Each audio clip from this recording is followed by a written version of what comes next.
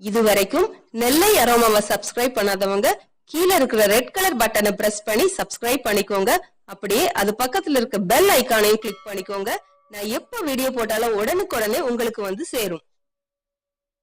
Welcome to Nellai aroma. இன்னைக்கு நம்ம நெல்லை அரோமால பார்க்க போறது குறைவான பொருட்கள் வச்சு ஒரு டேஸ்டியான குழம்பு, வெங்காய குழம்பு. வெங்காய குழம்பு எப்படி செய்யலாம்னு பார்க்கலாம் வாங்க. வெங்காய குழம்புக்கு முதல்ல ஒரு சின்ன எலுமிச்சம்பழ அளவு புளி, இதை முதல்ல தண்ணியில ஊற போட்டுடலாம். இப்போ கடாய் அடுப்புல வச்சு அடுப்பை ஆன் பண்ணிக்கோங்க. கடாய் சூடாகட்டும். கடாய் சூடானதும் இதுல 4 டேபிள் ஸ்பூன் நல்லெண்ணெய், கண்டிப்பா நல்லெண்ணெய் தான் விடணும். நல்லெண்ணெய் தான் நல்ல வாசமும் டேஸ்டும் கொடுக்கும். நல்லெண்ணெய் கொஞ்சம் தாராளமாவே யூஸ் பண்ணணும் இந்த குழம்புக்கு, அப்பதான் நல்ல டேஸ்டா இருக்கும். இப்போ எண்ணெய் காயட்டும். எண்ணெய் நல்லா சூடானதும் இதுல சின்ன வெங்காயம் 1 கப் போட்டுடலாம். இது வந்து ஒரு 250 கிராம் இருக்கும்.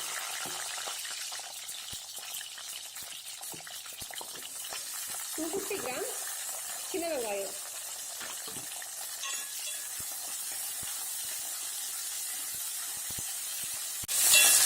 இந்த வெங்காயம் வந்து கொஞ்சம் பெரிய சைஸா இருந்துச்சுன்னா 2 வெட்டிக்கோங்க. இல்லைன்னா முழு வெங்காயமா போட்டுக்கோங்க. நான் எந்த வெங்காயத்தையும் வெட்டல, முழுசாதான் போட்டுருக்கேன். இப்போ இது கூட ஒரு 1/2 டீஸ்பூன் வெந்தயம். இப்போ இதை கொஞ்சம் மூடி வச்சிடலாம். வெங்காயம் கொஞ்சமா வதங்கட்டும்.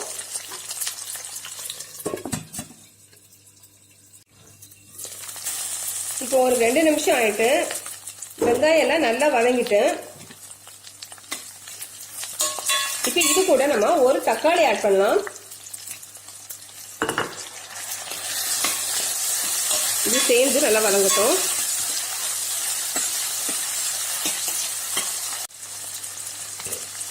இப்போ இதுல நம்ம 1 டீஸ்பூன் சால்ட் போட்டுடலாம்.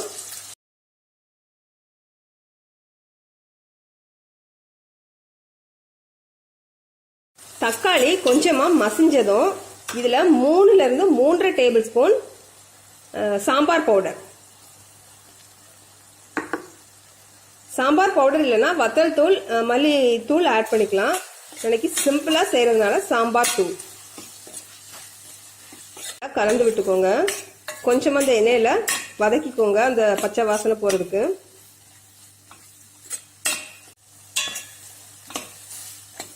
இப்போ நம்ம கரைச்சி வச்சிருக்கிற அந்த புளி கரைசலை இது கூட ஆட் பண்ணிடலாம்.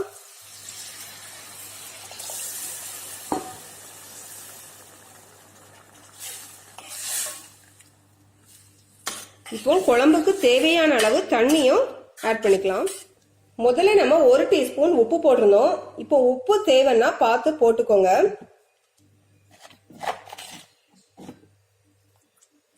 இது இந்த குழம்பு நல்லா கொதிச்சு வத்தி வரட்டும். இது கொதிக்கட்டும். முதல்ல குழம்பு நல்லா கொதிக்க ஆரம்பிச்சுட்டு இது இப்படியே கொதிக்கட்டும். ஒரு 15 நிமிஷம் போல சிம்ல வச்சு நல்லா குழம்பு கொதிச்சு வத்தட்டும். அப்பதான் டேஸ்டா இருக்கும். இதை வந்து ஒரு 15 நிமிஷம் சிம்ல போட்டுருங்க. மூடிடலாம். முழுசா மூட வேண்டாம், அப்படி லைட்டா மூடி வச்சிருங்க. 15 நிமிஷம் இந்த குழம்பு இப்படியே இருக்கட்டும். கரெக்டா 15 நிமிஷம் ஆயிட்டு பார்க்கலாம் குழம்பு நல்லா கெட்டியாகி எண்ணெய் பிரிஞ்சு நல்லா வந்திருக்கு.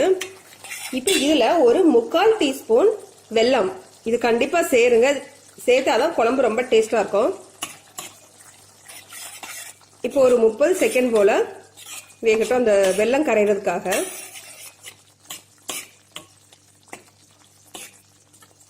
இப்போ மேல கொஞ்சமா கருவேப்பிலை.